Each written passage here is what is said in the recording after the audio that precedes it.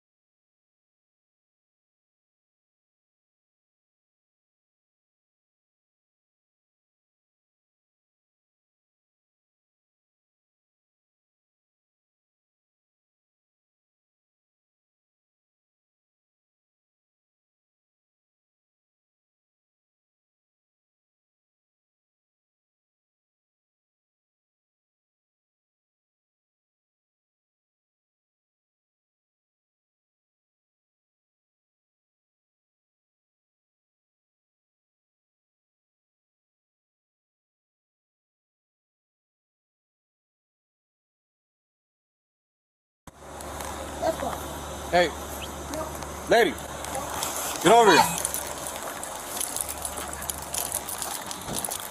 Get over here.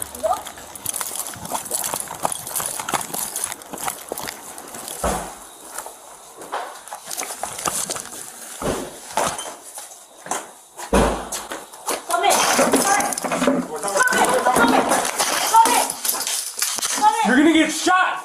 Shoot me! You ain't got no warrant! Door! No? Hey! Hold on. You ain't got no warrant! Let's go. Hey, watch out, Hey, watch out!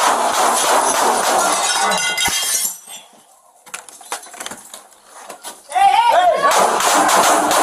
Back up! Hold on. You ain't got no warrant!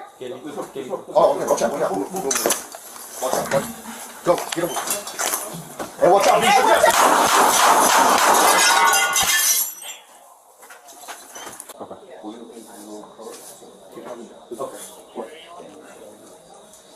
Hey, so if we have all this evidence, Hold on, B. Hold on. You ain't got no warrant! Go, get him. Hey, watch out, Hey, watch out!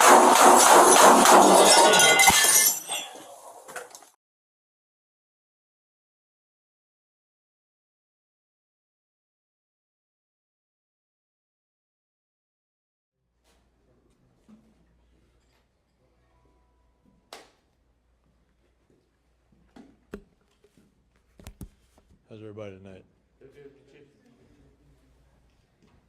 Everybody ready? yes. Yeah.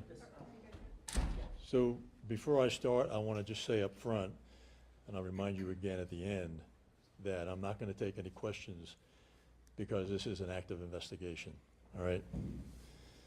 So I want to provide you an update of what we've learned since the interview that I provided earlier this morning. Officers received a call just after midnight for a disturbance involving a female destroying property. She was cutting wires through a fire alarm system to the apartment complex.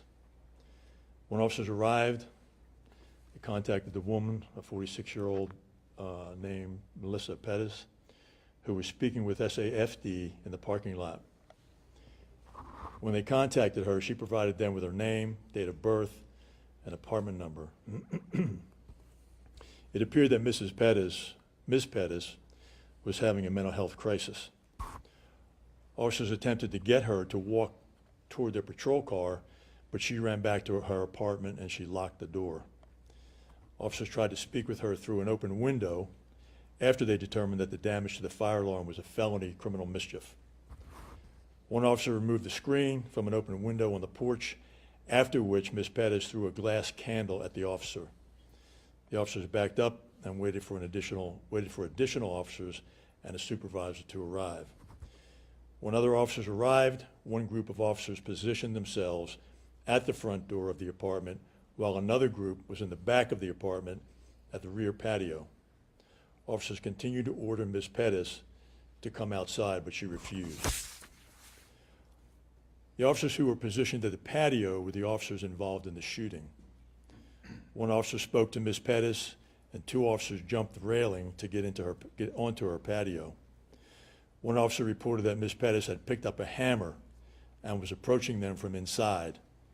Ms. Perez, while still in her apartment, swung the hammer in the direction of the officer and struck the window, breaking it.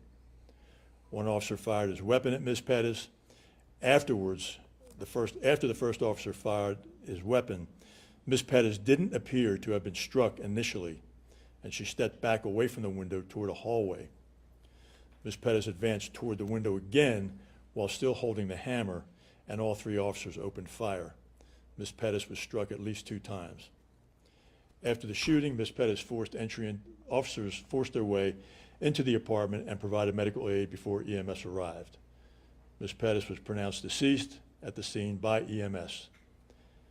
After reviewing the evidence of this case and speaking with the District Attorney's Civil Rights Division, warrants were issued for the 3 officers who shot and killed Melissa Perez.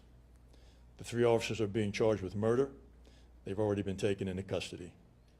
The 3 officers have been suspended without pay, pending a full investigation. They are Sergeant Alfred Flores, 14 years on the department, Nathaniel Villalobos, 2 years of service, and Eleazar Alejandro, 5 years of service. The shooting officers' actions were not consistent with SAPD's policy and training, and they placed themselves in a situation where they used deadly force, which was not reasonable given all the circumstances that as we now understand them. Consistent with the department's critical incident video release, the department worked all day to expedite the publishing of this video from the shooting that was released to you. 3 separate investigations will be conducted, 2 by SAPD Internal Affairs and Homicide, as well as an independent investigation conducted by the Bexar County District Attorney's Office Civil Rights Division. This investigation is ongoing, and while we don't anticipate any additional officers facing criminal charges, Internal Affairs will investigate the actions of every officer's IA will investigate the actions of every officer that was on the scene. The full administrative findings will then be put before the Complaint and Administrative Review Board for review. The District Attorney will receive the full investigative packet when we have completed the criminal investigation. I do not have a timeline as to when that will be done. Our condolences to Melissa Perez's entire family. I want to assure her daughter that this incident will continue to be thoroughly investigated, as are all officer-involved shootings.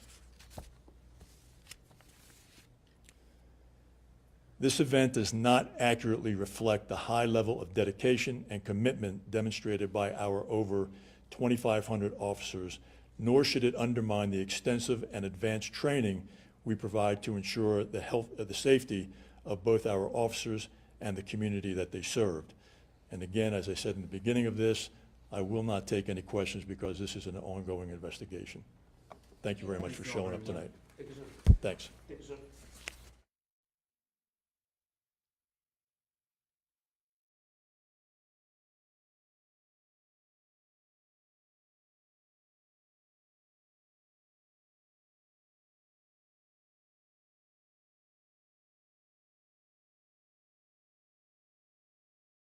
Wow, wow, wow, wow, wow, wow, wow, wow, wow, wow.